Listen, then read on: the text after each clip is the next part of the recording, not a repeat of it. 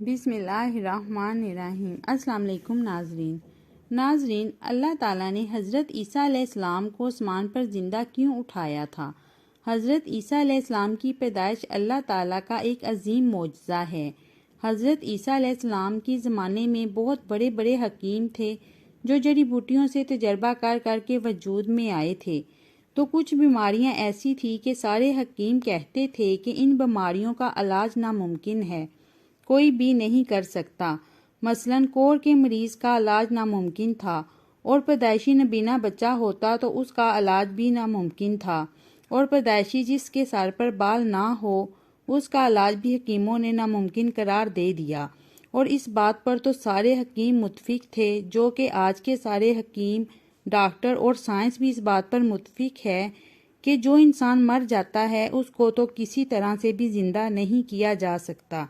اس کے لیے تو کوئی نہ دوا تھی اور نہ ہے جو مردہ کو زندہ کر سکے، لیکن اللہ پاک نے حضرت عیسیٰ علیہ السلام کو ایسے معجزے عطا کیے جس کو اس زمانے کے حکیموں نے چیلنج کیا کہ یہ تو ناممکن ہے، لیکن حضرت عیسیٰ علیہ السلام مردے کو کہتے اللہ کے حکم سے زندہ ہو جا تو وہ زندہ ہو جاتا۔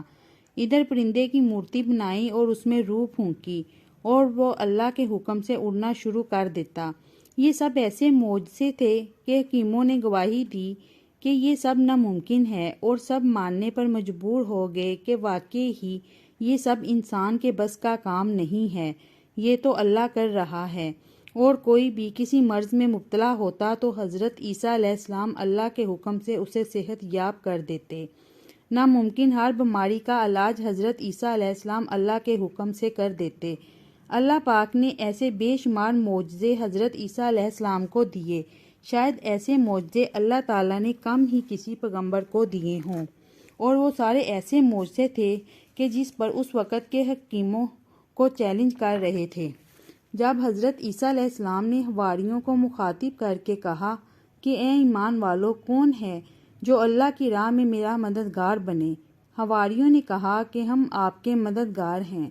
بس بنی اسرائیل میں سے ایک جماعت جو اسلام لے آئی اور ایک نے کفر کیا، اور اس کے بعد اللہ تعالیٰ نے دین عیسوی کو یہودیوں پر غالب کر دیا۔ جب لوگوں نے کفر کیا اس وقت صرف حواری حضرت عیسیٰ علیہ السلام پر ایمان لائے تھے، ان کی تعداد بس 12 تھی۔ اس کے بعد اللہ تعالیٰ نے دین عیسوی کو مکمل طور پر غلبہ عطا کر دیا۔ حواری ایمان ضرور لائے تھے، مگر ان میں کسی قدر تردد موجود تھا۔ اللہ تعالیٰ سورۃ المائدہ آیت نمبر 111 سے 115 میں فرماتے ہیں کہ اور جب میں نے حواریوں کو حکم دیا کہ تم مجھ پر اور میرے پیغمبر پر ایمان لاؤ، انہوں نے کہا ہم ایمان لائے، آپ گواہ رہیے کہ ہم پورے فرما بردار ہیں۔ اور وہ وقت یاد کے قابل ہے جب حواریوں نے عرض کیا، اے عیسیٰ ابن مریم، کیا آپ کا رب ایسا کر سکتا ہے کہ ہم پر آسمان سے ایک خوان نازل فرما دے؟ آپ نے کہا اللہ سے ڈرو اگر تم ایماندار ہو۔ وہ بولے ہم یہ چاہتے ہیں کہ اس میں سے کھائیں اور ہمارے دلوں کو پورا اطمینان ہو جائے اور ہمارا یقین اور بڑھ جائے کہ آپ نے ہم سے سچ بولا اور ہم گواہی دینے والوں میں سے ہو جائیں۔ عیسیٰ ابن مریم نے دعا کی کہ اے اللہ، اے ہمارے پروردگار، ہم پر آسمان سے کھانا نازل فرما کہ وہ ہمارے یعنی ہم میں جو اول ہیں اور جو مواد ہیں سب کے لیے یہ خوشی کی بات ہو جائے اور تیری طرف سے ایک نشانی ہو جائے۔ تو ہم کو رزق عطا فرما اور تو سب عطا کرنے والوں سے اچھا ہے۔ حق تعالیٰ نے ارشاد فرمایا، میں وہ کھانا تم لوگوں پر نازل کرنے والا ہوں، اور پھر جو شخص اس کے بعد کفر کرے گا تو میں اس کو ایسی سزا دوں گا کہ وہ سزا دنیا جہاں والوں میں سے کسی کو نہ دوں گا۔ یہ اللہ تعالیٰ کی سنت ہے کہ جب منہ مانگا معجزہ آ جائے تو اس کے بعد بھی لوگ کفر کریں تو وہ تمام لوگ ہلاک کر دیے جاتے ہیں۔ آخر کار وہ کھانا اترنے لگا، انہوں نے اس کھانے کو کھایا اور ایمان پر قائم رہے۔ البتہ ان میں سے ایک نے خیانت کی۔ پھر مسلسل معجزات کا لوگوں میں چرچا ہونے لگا۔ یہودی عالموں اور بادشاہوں کو اس بات کی فکر ستا رہی تھی کہ لوگ ان کی پیروی چھوڑ کر عیسیٰ ابن مریم کے پیروکار بن رہے ہیں، گویا ان کی حکومت ڈگمگا رہی تھی۔ دنیاوی بادشاہت بھی ہاتھ سے نکل رہی تھی اور دینی امور کی کایا سے بھی ہاتھ دھونے پڑ رہے تھے۔ یہ صورتحال دیکھ کر یہودی عالم یہودی بادشاہ کے پاس گئے، اسے عیسیٰ ابن مریم کے بارے میں خوف زدہ کرنے لگے۔ کہنے لگے وہ خود کو یہود کا بادشاہ خیال کرتا ہے اور دعویٰ کر رہا ہے کہ جلد تم سے بادشاہت چھین لے گا۔ بادشاہ کو اپنی حکومت کی پڑ گئی۔ بادشاہ نے حکم دیا اسے سولی پر چڑھا دو۔ اس وقت سزا کا یہی طریقہ تھا، سولی پر چڑھا دیا کرتے تھے، ہاتھوں پیروں میں کیل ٹھوک دیا کرتے تھے، اسی حالت میں لٹکا ہوا انسان ختم ہو جاتا تھا۔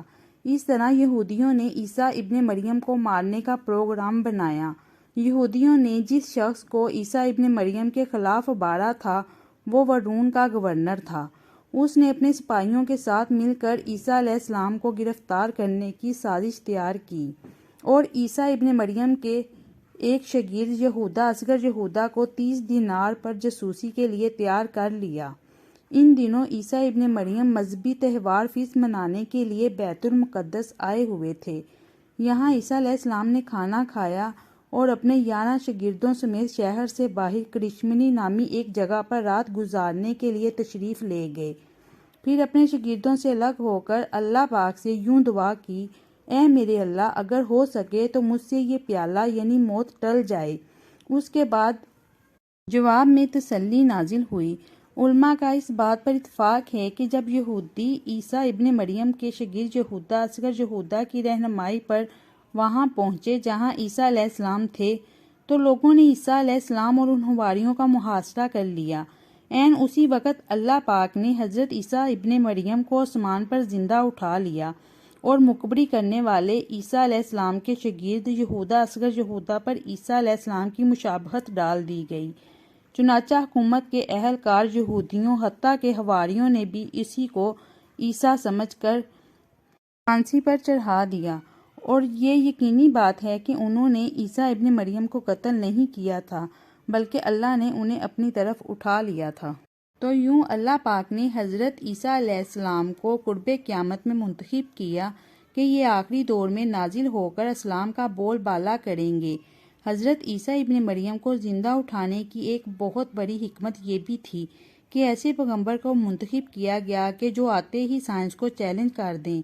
وہ مردوں کو زندہ کریں گے اور پیدائشی نبینہ کی آنکھوں کو واپس لوٹا دیں گے، پتلا بنا کر پھونک ماریں گے تو جان پڑ جائے گی اس میں۔ تو اس طرح کے معجزے کہ جو انسان حیران ہو جائے گا اس میں کہ یہ عقلی لحاظ سے بھی ممکن نہیں۔ ایک حکمت تو یہ حضرت عیسیٰ علیہ السلام کو زندہ اٹھانے کی ہو سکتی ہے، اور دوسری وجہ یہ ہے کہ اسلام کو دنیا میں غالب ہونے سے بچانے کے لیے جتنی رکاوٹ یہودی کر رہے ہیں، اللہ پاک نے حضرت عیسیٰ علیہ السلام کو اس لیے منتخب کیا کہ یہودیوں نے اپنے خیال کے مطابق حضرت عیسیٰ علیہ السلام کو قتل کر دیا تھا، لہٰذا وہ قتل کے مجرم تو بن چکے نا، چاہے حقیقت میں اللہ پاک نے بچا لیا ہو، گناہ تو ان سے ہو گیا نا۔ تو اللہ پاک نے حضرت عیسیٰ علیہ السلام سے جو وعدے کیے تھے کہ میں آپ کو ان سے بچاؤں گا، تو وہ وعدے کی تکمیل جبھی ممکن ہے کہ اللہ پاک حضرت عیسیٰ علیہ السلام کو قرب قیامت نازل کر کے یہودیوں سے ان کی جنگ کروائیں گے، اور اسلام کی راہ میں سب سے بڑی رکاوٹ جبکہ یہودی ہیں، اسلام کو دنیا میں غالب ہونے سے روکنے میں ان کی سازشیں، ان کی چالاکیاں سب سے بڑی رکاوٹ جبکہ یہ ہے، لہٰذا اللہ پاک نے ان کو ختم کرنے کے لیے ان کے سب سے بڑے دشمن جیسا کہ وہ سمجھتے ہیں حضرت عیسیٰ ابن مریم کا انتخاب کیا، کیونکہ یہودیوں کا جتنا اختلاف عیسیٰ ابن مریم سے تھا اتنا کسی سے نہیں تھا۔ اس میں دونوں کام ہو جائیں گے، ایک حضرت عیسیٰ علیہ السلام کی طرف سے انتقام بھی ہو جائے گا اور اسلام کی سب سے بڑے دشمن کا خاتمہ بھی ہو جائے گا، یعنی کہ اسلام کے سب سے بڑے دشمن کو ختم کرنے کے لیے اللہ تعالیٰ نے اسلام کے دشمن کے سب سے بڑے دشمن کا انتخاب کیا گیا، اور اس کے لیے انتخاب بھی اس ٹائم کا کیا گیا ہے کہ حضرت عیسیٰ علیہ السلام کا نزول بھی اس وقت ہوگا جب دجال ظاہر ہوگا، جو یہودیوں کا سب سے بڑا نمائندہ ہوگا، سب سے بڑا مددگار ہوگا، یعنی کہ یہودیوں کا جو سب سے بڑا سپورٹر دنیا میں آئے گا، تو اسلام کے بھی سب سے بڑے سپورٹر جو یہودیوں کے سب سے زیادہ خلاف تھے، عیسیٰ ابن مریم، وہ دنیا میں نازل ہوں گے۔ اور قرآن میں اللہ پاک نے ایک اور حکمت بیان کی ہے کہ عیسیٰ ابن مریم اللہ تعالیٰ کی طرف سے قیامت کا ایک علم ہے۔ ان کا نزول اس بات کی علامت ہوگی کہ قیامت قریب آنے والی ہے اور مذہب اسلام پوری دنیا میں پھیل جائے گا۔ ناظرین، آپ سب پیارے پیارے بہن بھائیوں کا تہہ دل سے شکریہ، آپ نے ہماری ویڈیو کو پورا دیکھا۔ آپ کو ویڈیو اچھی لگی ہے تو مزید ایسی معلوماتی اسلامی ویڈیو دیکھنے کے لیے ہمارے چینل آمنہ بائس کو لازمی سبسکرائب کریں اور ساتھ لگے بیل آئیکن کو دبا کر آل پر سیٹ کریں تاکہ ہماری ہر نئی آنے والی ویڈیو بآسانی آپ تک پہنچ سکے۔ ملتے ہیں کل پھر ایک نئی ویڈیو کے ساتھ، تب تک کے لیے اللہ حافظ۔